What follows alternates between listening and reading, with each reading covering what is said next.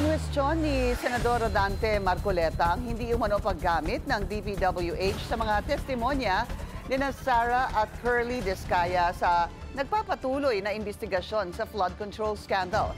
Kasunod yan ng pahayag ni DPWH Secretary Vince Dizon na mga testimonya ni Orly Gutesa ang ginamit na ebidensya laban kay dating House Speaker Martin Romualdez. Palaisipan daw kay Marcoleta kung bakit bumagal ang usad ng investigasyon mula nang idawit ng mag-asawa ang ilang kongresista.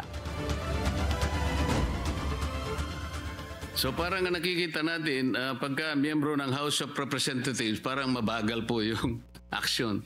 Parang yung pag-aaral medyo matagal po. Ano? Hindi naman po, hindi naman. Sabi ni Secretary Vince, hindi naman po ganun. Gusto ko rin pong paniwalaan yun, Mr. President.